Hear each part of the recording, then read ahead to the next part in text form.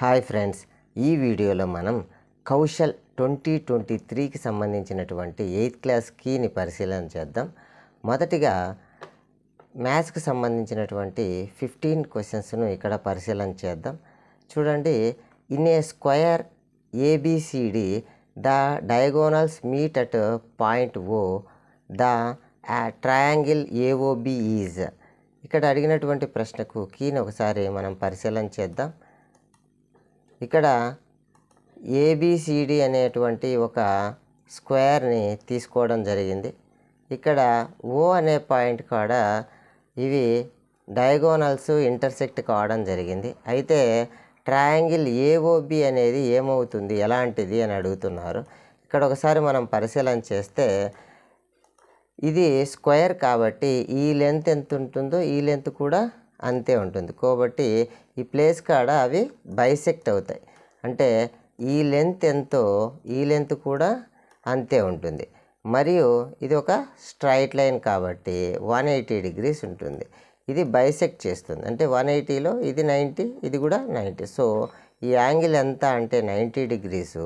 ఈ రెండు యొక్క లెంతులు సమానం. సో ఇక్కడ రెండు లెంతులు సమానం ఉన్నటువంటి ట్రయాంగిల్ని ఏమంటాం, ఐసోస్కేల్స్ ట్రయాంగిల్ అంటాం. మరియు ఇక్కడ 90 degree ఉంది కాబట్టి ఐసోస్కేల్స్ రైట్ ట్రయాంగిల్ అనమాట. ఈ ఆప్షన్ ఎక్కడుందో ఒకసారి పరిశీలన చేద్దాం. ఈ ఆప్షన్ ఏ అనేది సరైన సమాధానం. మిగిలినటన్నీ కూడా ఇక్కడ ఒకసారి గమనించండి, అవి సరైన సమాధానాలు కాదనమాట. మరి నెక్స్ట్ ప్రశ్నను మనం పరిశీలన చేద్దాం. The perimeter of a rectangle is 240 centimeters. If the length is increased by 10% and its breadth is decreased by 20%, we get the same perimeter. Find the length and breadth of the rectangle అన్నమాట. ఇక్కడ కింద ఇచ్చినటువంటి options ఇవి. Okay, ఒకసారి మనము దీని యొక్క ఆన్సర్ని పరిశీలన చేద్దాం. ఇక్కడ గమనించండి, మొదటగా ఒక ట్రయాంగిల్ తీసుకున్నారు. దాని యొక్క లెంత్ ఎల్, బ్రెడ్త్ బి అనమాట. దీని యొక్క చుట్టుకొలత ఏమవుతుంది అంటే 240 centimeters అని ఇవ్వడం జరిగింది. 2 into లెంత్ ప్లస్ బ్రెడ్త్ 240. అయితే ఇక్కడ ఏం చేసినామంటే లెంత్ను 10% పెంచినాము, బ్రెడ్త్ను 20% తగ్గించినాం అనమాట. ఈ న్యూ రెక్టాంగిల్ యొక్క కొలతలు మనం కనుక పరిశీలన చేస్తే ఇక్కడ 10% లెంత్ పెరుగుతుంది అని అంటున్నాం. 10% అంటే 10/100 లెంత్, అంటే L/10 అంతా ఉన్నే లెంత్కు పెరుగుతుంది అనమాట. సో ఈ రెండు యాడ్ చేస్తే 11L/10 అవుతుంది. అదేవిధంగా 20% బ్రెడ్త్ తగ్గుతుంది. 20% బ్రెడ్త్ అంటే 20% ఆఫ్ బి 20/100 బి, 21 25 అంటే b/5 అంతా తగ్గుతుంది అన్నమాట. సో ఆల్రెడీ ఉన్న బీకి b/5 తగ్గిస్తే 4b/5 అవుతుంది. సో ఈ విధంగా మనము న్యూ లెంత్ మనకు ఐడెంటిఫై చేయడం జరిగింది. అయితే ప్రీవియస్ కేసుకు మనకు ఇచ్చినటువంటి length plus breadth value 120 centimeters అయ్యింది. మరి కొత్తగా ఏర్పడినటువంటి రెక్టాంగిల్ యొక్క విలువలు మనం కానీ సబ్స్టిట్యూట్ చేస్తే పెరిమీటర్ అంటే 2 into లెంత్ ప్లస్ బ్రెడ్త్ కదా. Length 11L/10, breadth 4b/5. So ఈ 2 120 క్యాన్సల్ పోతే 120 అవుతుంది యువతల. సో యువతల కింద 5 ఉంది. మనకు ఎల్సిఎం తీయడానికి అనుకూలంగా పైన 2తో కింద కూడా 2తో మల్టిప్లై చేస్తే పైన 8b కింద 10 అయ్యిందనమాట. మనం సింప్లిఫై చేస్తే ఈ 10ను కాసాకి తీసి ఇవతల పంపిస్తే 1200 అవుతుంది. ఈ ఫస్ట్ ఈక్వేషన్ నుంచి మనం ఏమని రాబట్టంటే L = 120 - b అని రాసుకోవచ్చు. సో దా వాల్యూని L = 120 - bను ఈ ప్లేస్లో సబ్స్టిట్యూట్ చేస్తే ఈక్వేషన్ ఈ విధంగా అవుతుంది. 11 × 120 1300 20 minus 11 × b - 11b plus 8b = 1200.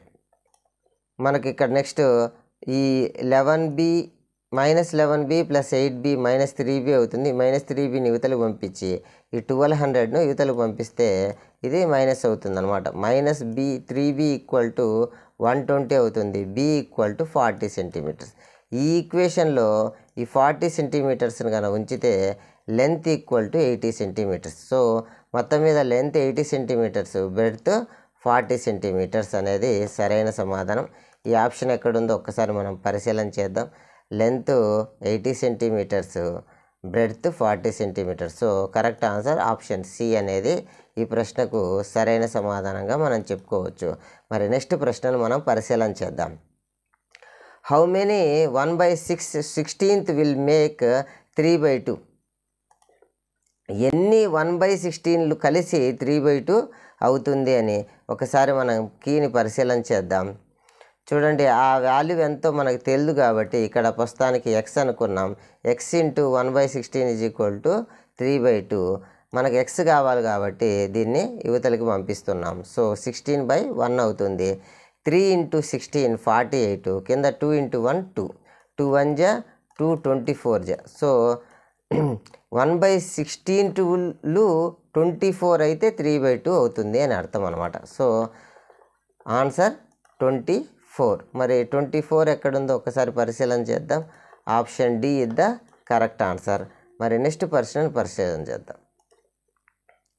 Next 4th question, which of the following numbers must be subtracted from 345 to get perfect cube? Perfect cube రావడానికి 345లోంచి ఎంత తీసేయాలి అనేది ఇది ట్రయల్ అండ్ ఎర్రర్ మెథడ్ ద్వారా చేయవలసినటువంటి ఒక ప్రాబ్లం. ఓకే, 365కు దగ్గరగా 3 నెంబర్లతో ఉన్న స్క్వేర్ క్యూబులను మనం చూస్తే 5 క్యూబ్ 125, 6 క్యూబ్ 216, 7 క్యూబ్ 343 అనమాట. సో ఈ విధంగా క్యూబులు మనం గమనిస్తే దగ్గరగా ఉండే క్యూబ్ ఎవరు అని అంటే 343. ఈ నెంబర్కి దగ్గరగా ఉండే క్యూబ్. దీంట్లోంచి ఎంత తీసేస్తే ఈ నెంబర్ వస్తుంది అని అంటే 2 తీసేస్తే ఈ నెంబర్ వస్తుంది. కాబట్టి ఎంత సబ్ట్రాక్ట్ చేయాలి అంటే 2 is the correct answer. So 2 అనే ఆప్షన్ ఎక్కడుందో మనం ఒకసారి పరిశీలన చేద్దాం. Option B is the correct answer. Option B is the correct answer. మరి నెక్స్ట్ ప్రశ్నను మనం పరిశీలన చేద్దాం. Next 5th question, a geometric representation showing the relationship between whole and its parts? హోల్ను మరియు మొత్తం పార్ట్స్ను ఇలా ఒక రిలేషన్ చూపించేటువంటి గ్రాఫ్ ఏమిటి? ఇక్కడ ఆప్షన్స్ పిక్టోగ్రాఫు, పైగ్రాఫు, హిస్టోగ్రాము, బార్గ్రామ్ అని ఇచ్చినారు. ఒకసారి గ్రాఫులు ఎలా ఉంటాయో మనం ఒక్కసారి పరిశీలన చేద్దాం.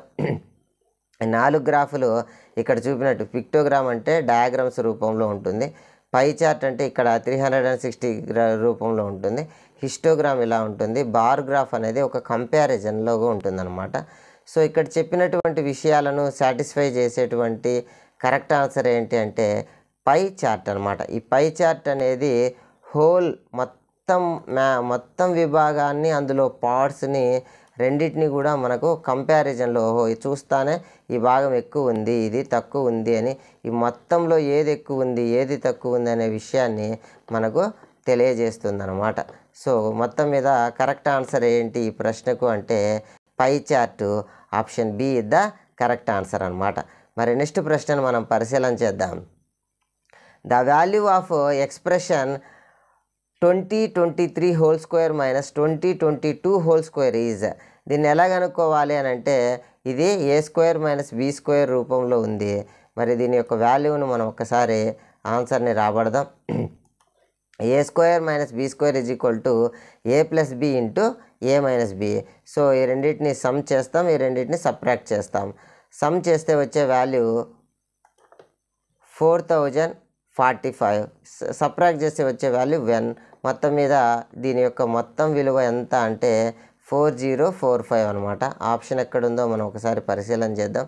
4045 అనేది option D is the correct answer అనమాట. మరి నెక్స్ట్ ప్రశ్నను మనం పరిశీలన చేద్దాం. A refrigerator is available for 26,880 inclusive of GST. జిఎస్టీతో కలిపి దాని విలువ అంతా. If the original cost of the refrigerator 24,000 then the percentage of the GST. నిజమైన కాస్ట్ 24,000 అయితే మరి జిఎస్టీ యొక్క పర్సెంటేజ్ ఎంత అని అడుగుతున్నారు. మనం ఇక్కడ ఒకసారి ఆన్సర్ని పరిశీలన చేద్దాం. ఇది ఒరిజినల్ కాస్ట్, మరి ఇది జిఎస్టీతో కలిపిన విలువ. ఓన్లీ జిఎస్టీ అంటే ఈ మొత్తంలోంచి ఒరిజినల్ వాల్యూని తీస్తే వచ్చే జిఎస్టీ విలువ. మరి మనకు పర్సెంటేజ్ కావాలి కాబట్టి పర్సెంటేజ్ని క్యాలిక్యులేట్ చేద్దాం. పర్సెంటేజ్ని ఎలా క్యాలిక్యులేట్ చేయాలంటే GST by original price into 100. GST 2,880, original price 24,000 into 100. ఇక్కడ 2 zeros, ఇక్కడ 2 zeros, ఇక్కడ 0, ఇక్కడ 0 క్యాన్సల్. 24 1 జా 24 12 జా. సో కరెక్ట్ ఆన్సర్ ఏంటి అంటే 12%. జిఎస్టీ అనేది ఒరిజినల్ కాస్ట్కు సంబంధించి 12% పడింది అనే అంశాన్ని మనం ఇక్కడ గుర్తించాలి. మరి సరైన సమాధానము option C, 12% is the correct answer. మరి నెక్స్ట్ క్వశ్చన్ మనం పరిశీలన చేద్దాం. The age of the Ravi father 7 years more than 3 times Ravi's age. Ravi's age is X years. His father age can be expressed. So ఇక్కడ ఒకసారి కీని పరిశీలన చేద్దాం. ఇక్కడ ఈ మాటల రూపంలో ఉన్నదాన్ని ఈక్వేషన్ రూపంలో రాయాల్సిన అవసరం ఉంది. సో రవి ఏజ్ వచ్చి ఎక్స్, మరి రవి ఫాదర్ ఏజ్ వచ్చి 3 times రవి ఏజ్ అంటే 3x, మరియు దానికి 7 years ఎక్కువ అంటే 3x + 7 అనేది సరైన సమాధానం అవుతుందన్నమాట. మరి నెక్స్ట్ ప్రశ్నను మనం పరిశీలన చేద్దాం. Next question number 9. During a mass drill exercise, ఒక మాస్ డ్రిల్ స్కూల్లో ఎక్సర్సైజ్ పీరియడ్ ఉంటుంది కదా, ఆ పీరియడ్లో 6,250 students of different schools are arranged in row such that the number of students in row is equal to number of rows. ఇక్కడ ఎంతమంది అయితే పిల్లలు ఉన్నారో, ఎన్ని రోస్ అయితే ఉన్నాయో అన్ని రోస్ అంతా పిల్లలు ఉన్నారనమాట. ఉదాహరణకు 10 రోస్ ఉన్నాయంటే ప్రతి రోలో 10 మంది పిల్లలు ఉన్నారు అని అర్థం అనమాట. సరే, next in the doing so the instructor find out of that 9 children are left out, what is the number of children in each row. ఒక 9 మందిని పక్కకు తీస్తే అంతా కూడా ఇక్కడ చెప్పిన కండిషన్స్, రోలో ఎంతమంది ఉన్నారో, ఎన్ని రోస్ ఉన్నాయో అన్ని రోస్ ఆఫ్ స్టూడెంట్స్ ఉన్నారు. మరి 9 మెంబర్స్ని తీసేసి ఆ నెంబర్ని ఎన్ని రోస్ ఉండేది కనుక్కోమంటున్నారు. ఒకసారి మనం కీని పరిశీలన చేద్దాం. ఇక్కడ ఒక స్క్వేర్ లాగా పిల్లలు నిలబడి ఉన్నారు. ఇక్కడ ఎక్స్ నెంబర్ ఆఫ్ రోస్ ఉన్నాయి, ఎక్స్ నెంబర్ ఆఫ్ స్టూడెంట్స్ ఉన్నారు. అంటే మొత్తం పిల్లల్ని కనుక్కోవాలి అని అంటే లెంత్ ఇంటూ బ్రెడ్త్ చేయాలి. సో 9 మంది విద్యార్థులను తీసేస్తే ఆ విలువకు సమానం అవుతుందంట. ఇక్కడ 9ని తీసేస్తే, ఇచ్చిన వాల్యూకు 9 తీసేస్తే 62 41. ఇది దేనికి స్క్వేర్ అవుతుందంటే 79కి స్క్వేర్గా ఉంటుంది. 79 × 79. సో ఇక్కడ ఎన్ని రోస్ ఆఫ్ స్టూడెంట్స్ ఉన్నారంటే 79. ఈచ్ రోలో ఎంతమంది పిల్లలు ఉన్నారంటే 79 అనమాట. సో కాబట్టి 79 ఇస్ ద కరెక్ట్ ఆన్సర్. మరి 79 అనే ఆప్షన్ ఎక్కడుందో ఒక్కసారి మనం పరిశీలన చేద్దాం. 79 option C is the correct answer. మరి next question, the 2 consecutive angles of parallelogram are in the ratio 4:5, then the angles are. ఒక సమాంతర చతుర్భుజంలో 4:5లో యాంగిల్స్ ఉన్నాయంట. మరి ఆ యాంగిల్ ఎంతో మనం ఒక్కసారి కనుక్కునే ప్రయత్నం చేద్దాం. ప్యారలోగ్రామ్ ఇది. సో ఇక్కడ కన్జెక్యూటివ్ యాంగిల్స్ అంటే 2 వరుస యాంగిల్, ఇక్కడ ఉన్న యాంగిల్, ఇక్కడ ఉన్న యాంగిల్. ఇది ఉదాహరణకి 4x అనుకుంటే ఇక్కడ ఉండేది 5x అవుతుంది. మరి 4x 5xలు వరుసగా ఇది రెండు కూడా ఒకదాంతో ఒకటి కాంప్లిమెంటరీ యాంగిల్స్ కాబట్టి 4x + 5x అనేటి ఎంతకు సమానం అవుతుందంటే 180 degreesకి సమానం అవుతుంది. సో 9x వాల్యూ ఎంతకు సమానము అని అంటే 180 degreesకి సమానం. సో x ఈక్వల్ టు ఏమవుతుంది అంటే x is equal to 180/9. So 9తో 9 1 జా 9 2 జా అంటే x అనేది 20 degrees. 4x అంటే 4 2 జా 80 degrees. 5x అంటే 5 × 20 100 degrees. అంటే ఒకటి 80 degrees, ఒకటి 100 degrees అనేది సరైన సమాధానం. మరి 80 మరియు 100 degrees ఎక్కడెక్కడ ఉన్నాయో ఒక్కసారి మనం పరిశీలన చేద్దాం. చూడండి, option B is the correct answer. మరి నెక్స్ట్ ప్రశ్నను మనం పరిశీలన చేద్దాం. The total number of squares in chess బోర్డ్లో ఉన్న మొత్తం చదరాలు ఎన్ని అంటే ఇక్కడ ఉన్న ఆప్షన్స్. మరి ఒకసారి కీని పరిశీలన చేద్దాం. కీని పరిశీలన చేస్తే ఇక్కడ అన్ని ఒక్కొక్క బాక్స్ నుంచితే 64 అవుతుంది. మరి 64 ఆన్సరా అని అంటే కాదనమాట. ఇక్కడ ఒక్కొక్క బాక్సులు కలిపి అలాంటి బాక్సులు అడ్డానికి 8, నిలువుకు 8 ఉన్నాయి కాబట్టి 8 × 8 అలాంటివి. అలా కాకుండా రెండు బాక్సులు చొప్పున తీసుకుంటే ఇది ఒక 2 బాక్సుల యూనిట్, ఇది ఒక 2 బాక్సుల యూనిట్, ఇది ఒక 2 బాక్సుల యూనిట్. ఇలా మనము అడ్డానికి క్యాలిక్యులేట్ చేస్తే 7 2/2 బాక్సెస్ అనేవి వస్తాయి. అదేవిధంగా ఇట్లా కూడా 7 2/2 రోజెస్ వస్తాయి కాబట్టి రోస్ వస్తాయి. ఇక్కడ అలాంటివి 7 ఉన్నాయన్నమాట. 2/2లు 7 ఉన్నాయి. అదేవిధంగా 3/3లు 6 ఉన్నాయి. ఇలా 6 ఇలా 6 36, 4/4 స్క్వేర్స్ 25, 5/5 16, 6/6 9, 7/7 4, 8/8 1 అనమాట.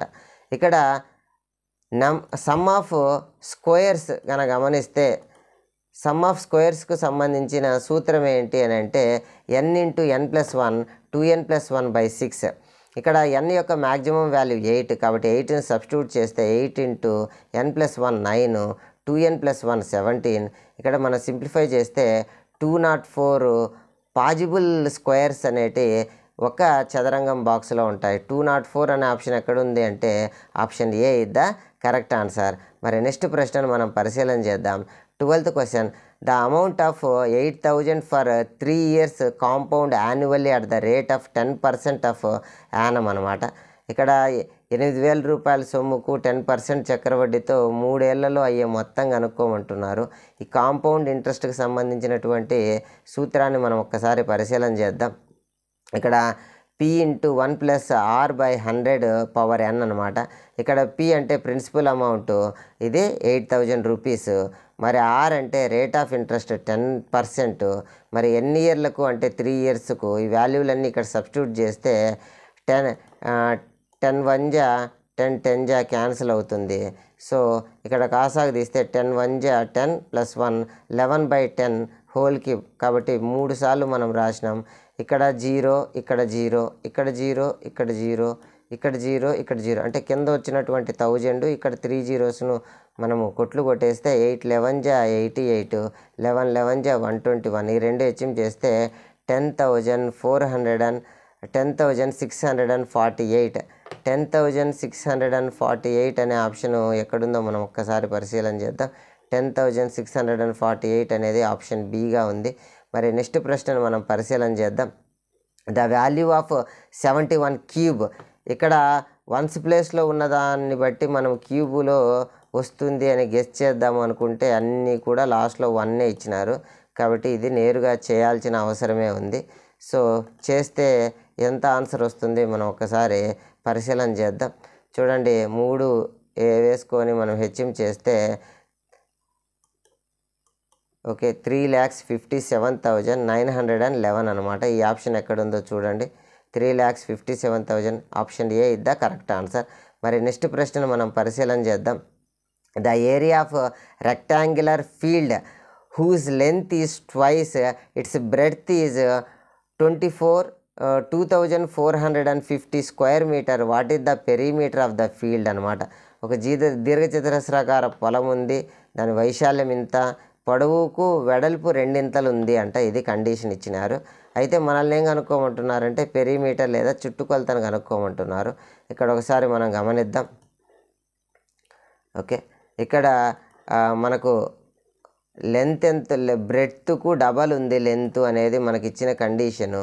మరి ఏరియా ఎంతో కూడా ఇచ్చినారు. సో ఏరియా కనుక్కునే ప్రయత్నం చేద్దాం. Area into length into breadth. So ఇక్కడ లెంత్ అంటే 2b, బ్రెడ్త్ అంటే b. 2b² = 2,450. మరి 2ని యువతలు పంపిస్తే డివిజన్లోకి వెళ్తుంది. Breadth square = 1,225. మరి breadth is equal to 35 metre అవుతుంది. సో బ్రెడ్త్ కనుక్కున్నాక లెంత్ 70 మీటర్ అవుతుంది. మరి పెరిమీటర్ కనుక్కోమంటున్నారు కాబట్టి చుట్టూ ఉండేటువంటి కొలత ఎంత అంటే 2 × లెంత్ + బ్రెడ్త్ అంటే 2 లెంత్లు మరియు 2 బ్రెడ్త్లు అనమాట. సో 2 × 70 + 35 2 × 105 చేస్తే మనకు ఆన్సర్ వస్తుంది. మరి ఆన్సర్ ఎంత అని అంటే 210 మీటర్స్. మరి 210 మీటర్స్ ఎక్కడుంది అంటే option C is the correct answer. మరి నెక్స్ట్ ప్రశ్న మనం పరిశీలన చేద్దాం. The sum of 3 consecutive multiples of 3 is 45. 3కి సంబంధించిన మల్టిపుల్స్ అంటే 3 మల్టిప్లికేషన్లో వచ్చేటి 3 × 1 = 3, 3 × 2 = 6, 3 × 3 = 9. వీటిని 3 యొక్క మల్టిపుల్స్ అంటాం. ఇలాంటి మల్టిపుల్స్ వరుసగా ఉన్న ఒక 3 కూడితే 45 అవుతుందంట. అయితే వీటిలో స్టార్టింగ్ నెంబర్ ఎంత అని అడుగుతున్నారు. సో మనం ఒకసారి సింప్లిఫై చేద్దాం. కన్సెక్యూటివ్ మల్టిపుల్స్ ఆఫ్ 3 వచ్చి 3x, 3x + 3, 3x + 6 అనమాట. ఈ మూడింటిని కూడితే 45 రావాలి. సో ఇక్కడ x, ఇక్కడ x, ఇక్కడ x 3 xలు కూడితే 9x, 3 + 6 9 అనమాట.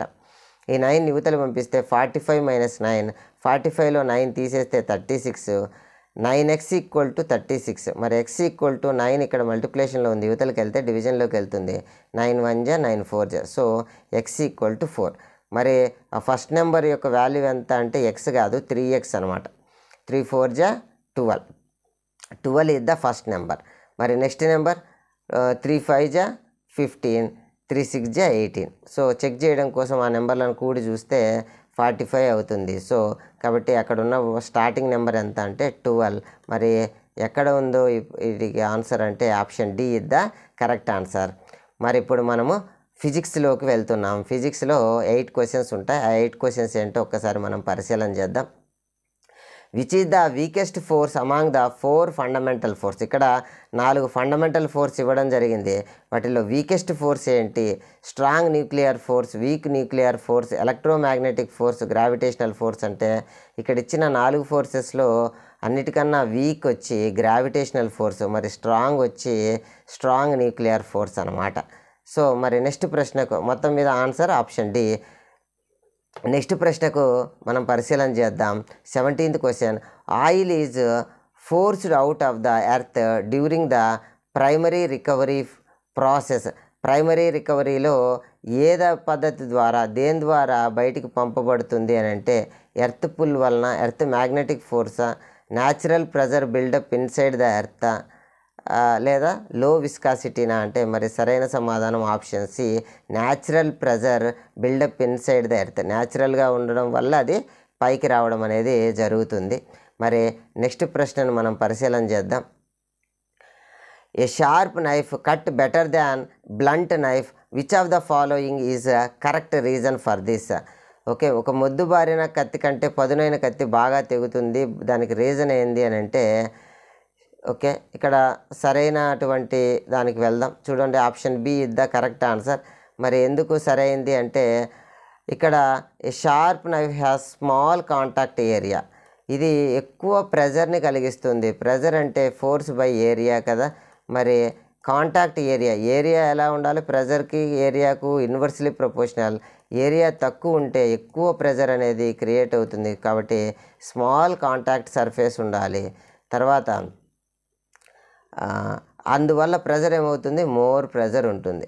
So option B is the correct answer. మిగిలినట్టు ఒక్కసారి పరిశీలన చేయండి. ఏదో ఒక విషయంలో అది రాంగ్గా ఇవ్వబడి ఉంటుంది. ఇక్కడ స్క్రోల్ డౌన్ చేస్తున్నాం, ఒకసారి పరిశీలన చేయండి. ఓకే, ఇక్కడ లెస్ ప్రెజర్ అని ఇచ్చినారు, ఇక్కడ మోర్ ప్రెజర్ ఏర్పడుతుంది. సో ఓకే, మరి నెక్స్ట్ ప్రశ్నను మనం పరిశీలన చేద్దాం. Question number 19. An observer stand at distance 350 meters from the cliff and fire a gun. After what time gap will the hear to echo its sound travel at the speed of 350 meter per second in air అనమాట. ఇక్కడ ఒక person ఉన్నాడు. ఆయన 350 మీటర్ల దూరంలో కొండకు దూరం నుంచి అరచడం జరిగింది. అయితే ఆయనకు సౌండ్ ఇక్కడికి ట్రావెల్ అయ్యి తిరిగి రావడమే ఎకో లేదా ప్రతిధ్వని అన్నమాట. మరి ఎంతసేపు తర్వాత ఆయనకు వినిపిస్తుంది అని ఇక్కడ ఇవ్వడం జరిగింది. ఆఫ్టర్ వాట్ టైం అని అడిగినారు. మనం టైం క్యాలిక్యులేట్ చేయాలి.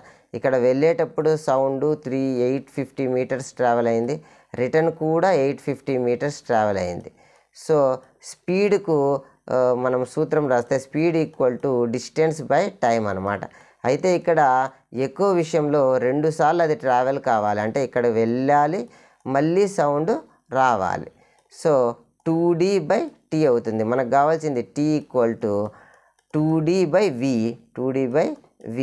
2D ఎంత అంటే 850ని 2తో మల్టిప్లై చేస్తే ఆ వాల్యూ ఎంత వస్తుంది అని అంటే ఆ వాల్యూ డివైడెడ్ బై వాల్యూ, ఇది 2 × 850 డివైడెడ్ బై V వాల్యూ 350. మొత్తానికి సింప్లిఫై చేస్తే 4.857 రావడం జరుగుతుంది. అంటే 4.86గా మనం కన్సిడర్ చేయొచ్చు. మరి ఈ ఆప్షన్ ఎక్కడుందో మనం ఒక్కసారి పరిశీలన చేద్దాం. 4.86 అనేది ఆప్షన్ ఏగా ఉండడం జరిగింది. మరి నెక్స్ట్ ప్రశ్నను మనం ఒకసారి పరిశీలన చేద్దాం. A key of a mechanical piano is struck gently, అంటే నెమ్మదిగా వాయిస్తే again but much harder this time in second case. ఒకసారి పియానోను నెమ్మదిగా, రెండోసారి గట్టిగా వాయించడం జరిగింది. మరి ఏం మారుతుంది అని అంటే నెమ్మదిగా వాయించినప్పుడు ఇది పియానో సౌండ్, సేమ్ మీటను గట్టిగా వాయిస్తే రెండో సందర్భంలో ఇలా ఆంప్లిట్యూడ్ పెరుగుతుంది, అంటే బిగ్గరగా వస్తుంది. బట్ వేవ్ లెంత్ మాత్రం చేంజ్ కాదు,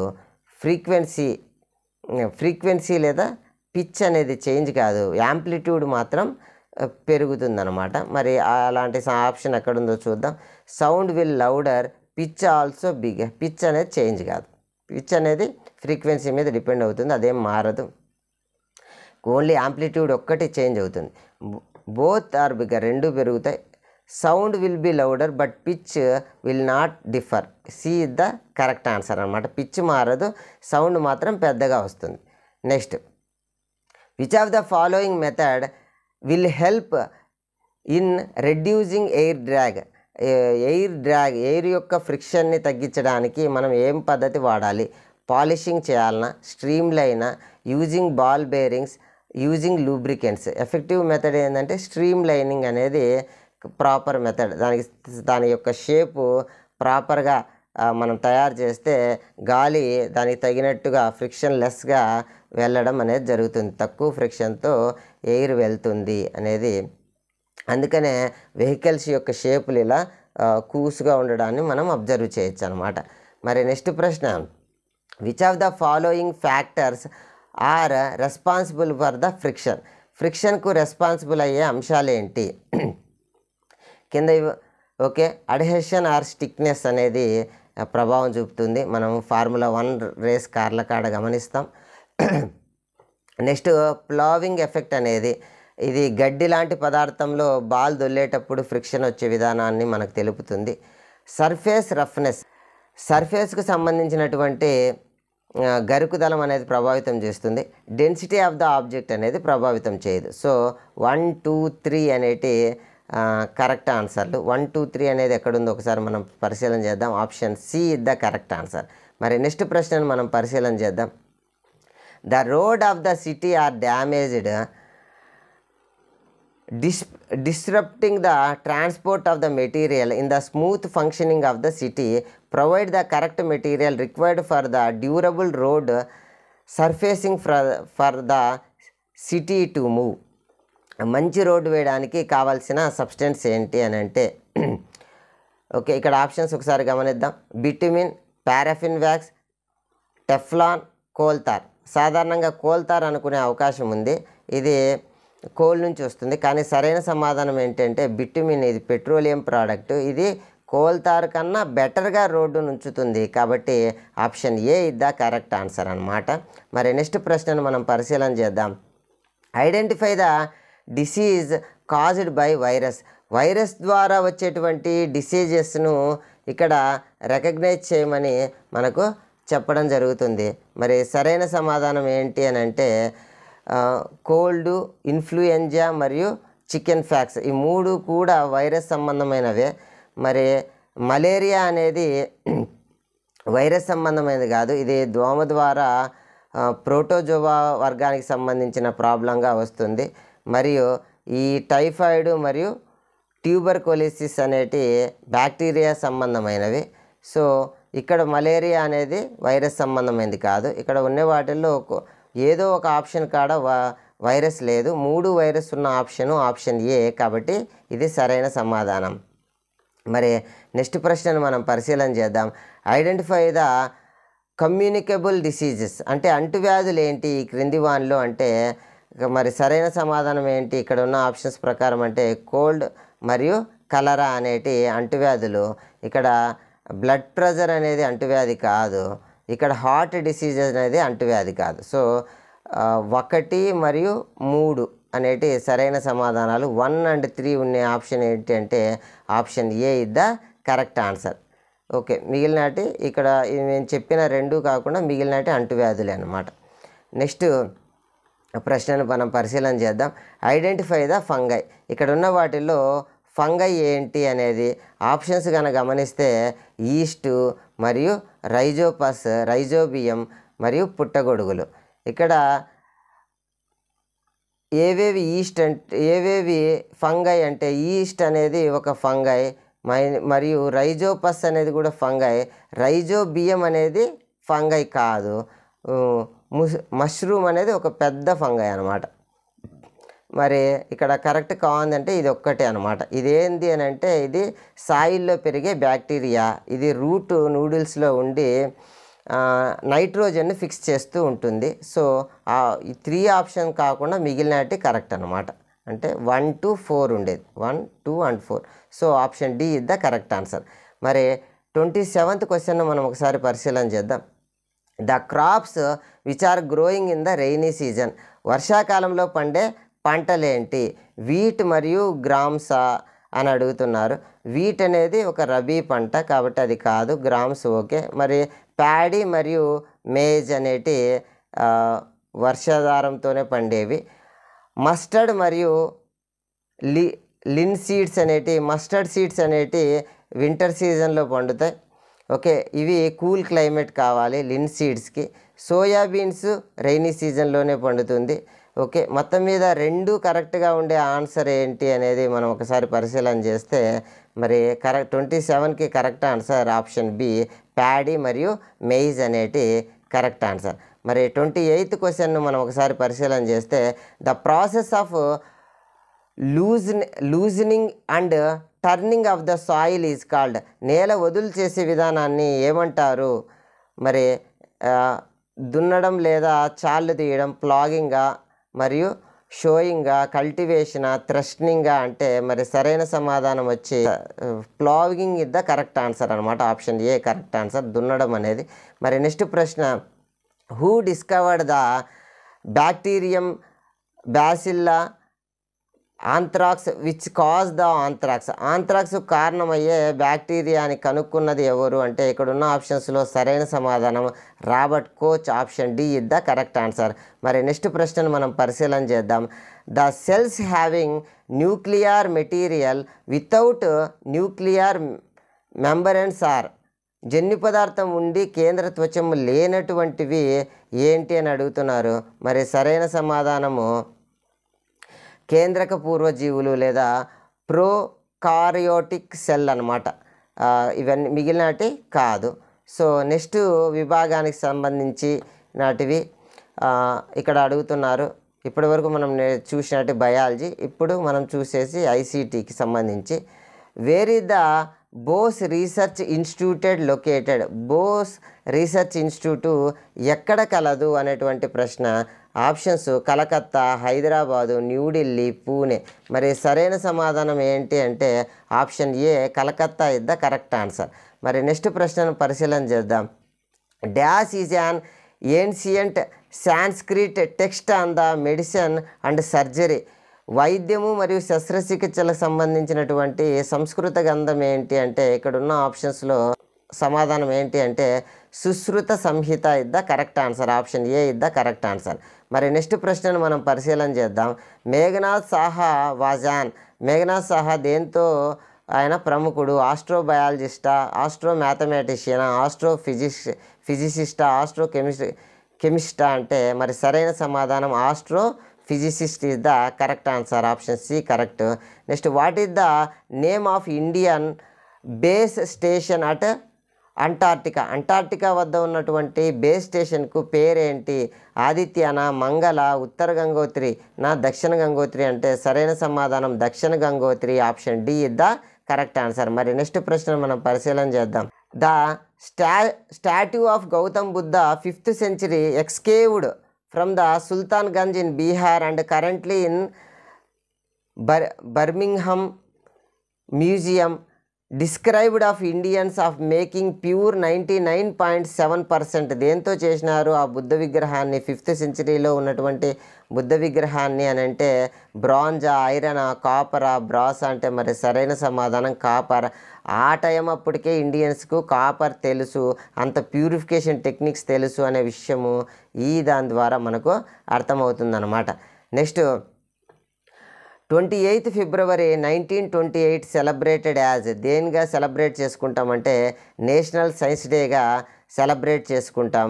ఇక్కడ సివి రామన్ గారు మరియు తన శిష్యుడు కలిసి రామన్ ఎఫెక్ట్ను ఆ రోజు ప్రూవ్ చేసినటువంటి రోజు. దానికి గుర్తుగా మనము నేషనల్ సైన్స్ డే అని జరుపుకుంటాం. మిగిలినటన్నీ కూడా ఇక్కడ గమనిస్తే సరైన సమాధానాలు కావన్నమాట. Next Hayayurveda the text book of veterinary medicine used for the treatment of. ఈ పుస్తకము ఏ జంతువుల వైద్యానికి సంబంధించింది? గోడ్స్, హార్సెస్, కౌస్, ఎలిఫెంట్స్ అంటే మరి సరైన సమాధానము horses. Option B is the correct answer. మరి నెక్స్ట్ ప్రశ్న చూద్దాం. Who founded the India's first pharmaceutical company? మొట్టమొదటి ఫార్మాసిటికల్ కంపెనీని ఎవరు స్థాపించారు? Meghnad Saha, HJ Bhabha, PC Ray, JC Bose అంటే మరి సరైన సమాధానం PC Ray. Option C is the correct answer. మరి నెక్స్ట్ ప్రశ్నను మనం పరిశీలన చేద్దాం. Who started about the correct diameter of earth అనమాట. భూమి యొక్క వ్యాసం గురించి కరెక్ట్గా చెప్పిన వారు వీళ్ళల్లో రామానుజన్, ఆర్యభట్ట, బ్రహ్మగుప్త, వరాహమిహిర అంటే వీళ్ళల్లో సరైన సమాధానం Aryabhata. Option B is the correct answer. మరి నెక్స్ట్ ప్రశ్నను మనం పరిశీలన చేద్దాం. Choose the full form of సిఎస్ఐఆర్కి సంబంధించిన ఫుల్ ఫామ్ ఏమిటి అనేటువంటి ప్రశ్న అడుగుతున్నారు. సో ఇక్కడ కరెక్ట్ ఆన్సర్ ఏంటి అంటే option C council of scientific and industrial research అనమాట. మిగిలినట ఎక్కడో ఒక చోట ఒక పదం మార్చి ఉంటారు. Council of scientific and industrial research. Option C is the correct answer. Next సోషల్లో జాగ్రఫీకి సంబంధించినటువంటి బిట్లు. Where was the Ramakrishna Math located? Ramakrishna మఠం అనేది ఎక్కడ ఉంది? కర్ణాటక, తమిళనాడు, తెలంగాణ, పశ్చిమ బెంగాల్ అంటే ఇక్కడ సరైన సమాధానం ఏంటంటే యాక్చువల్లీ ఇక్కడ చెప్పినటువంటి అన్ని రాష్ట్రాల్లో కూడా ఉంది. ఇక్కడ మనం ఏమని భావించవచ్చు అంటే ఫస్ట్ది ఏంది అని భావిస్తే సరైన సమాధానం West Bengal. Option B, option D అనేది సరైన సమాధానం అవుతుంది. Next 42 question. The percentage of fresh water available and fit for the human use. మనుషులు వాడుకోవడానికి మొత్తం భూమిలో ఉన్న మొత్తం వాటర్లో ఎంత శాతం అందుబాటులో ఉంది? 3, 4, 1, 2 అంటే మరి సరైన సమాధానం అనేది 1%. యాక్చువల్లీ ప్యూర్ వాటర్ 3% ఉంటే అందులో 2% ఐస్గా ఆర్కిటిక్ జోనార్లలో పోల్స్ వద్ద ఉన్నాయి. కాబట్టి ఇక చెరువుల్లో, నదుల్లో పారే మొత్తం నీళ్లు మనం తాగడానికి యూజ్ చేసుకోవడానికి వాడేటువంటి వాటర్ ఎంత పర్సెంట్ అంటే 1% ఉంది. కాబట్టి చాలా తక్కువ ఉంది. దీన్ని మనము జాగ్రత్తగా వాడుకోవాలి అనేది ఈ గణాంకాలు మనకు తెలియజేస్తున్నాయి. మరి నెక్స్ట్ ప్రశ్న. Which of the following states serves as the origin of for the Godavari river? Godavari river ఏ రాష్ట్రంలో మూలంగా ఉంది? ప్రధానంగా ఎక్కడ పుట్టింది? మహారాష్ట్ర, కర్ణాటక, తెలంగాణ, మధ్యప్రదేశ్ అంటే మరి సరైన సమాధానం మహారాష్ట్రలోని త్రయంబికేశ్వర్లో నాసిక్ డిస్టిక్లో ఉంది. ఇది అక్కడ జన్మించడం జరిగింది. అక్కడి నుంచి స్టార్ట్ అయ్యి ఇక మిగిలిన రాష్ట్రాలంతా కూడా ట్రావెల్ అవుతుంది. మహారాష్ట్ర, తెలంగాణ, ఆంధ్రప్రదేశ్, ఛత్తీస్గఢ్ అన్నిట్లో కూడా ట్రావెల్ అవ్వడం జరుగుతుంది. Next coal, petroleum, natural gases అనేటి ఇవి భూమి నుంచి వెలికి తీస్తారు. ఇవి హ్యూమన్ మేడా అంటే కాదు, నాన్ రినవబుల్ అంటే ఒక్కసారి వాడేస్తే మరి మన లైఫ్ టైంలో మళ్ళీ అవి రెడీ అవ్వడం అనేది సాధ్యం కాని పని. So option B is the correct answer. మరి last and final question. Sericulture, pisciculture మరి విటికల్చర్, హార్టికల్చర్ అనేటివి మనం ఇక్కడ మ్యాచింగ్ చేస్తే సెరికల్చర్ అనేది పట్టుపురుగులకు సంబంధించినటువంటిది. సో 1 అంటే 4కి సంబంధించి, పిసికల్చర్ అనేది చేపలు 2, 3 అనమాట. నెక్స్ట్ విటికల్చర్ అనేది ద్రాక్ష తోటలకు సంబంధించింది. హార్టికల్చర్ అనేది కూరగాయలు మరియు పండ్ల పెంపకానికి సంబంధించింది. సో దీనికి సంబంధించిన ఆప్షన్ ఎక్కడుంది అంటే option A is the correct answer. ఈ విధంగా 45 క్వశ్చన్స్ను మనం ఇక్కడ పరిశీలన చేయడం జరిగింది. ఈ వీడియో చూసినందుకు ధన్యవాదాలు. మరిన్ని మంచి వీడియోల కోసం మన ఛానల్ని సబ్స్క్రైబ్ కాగలరు. Thank you one and all.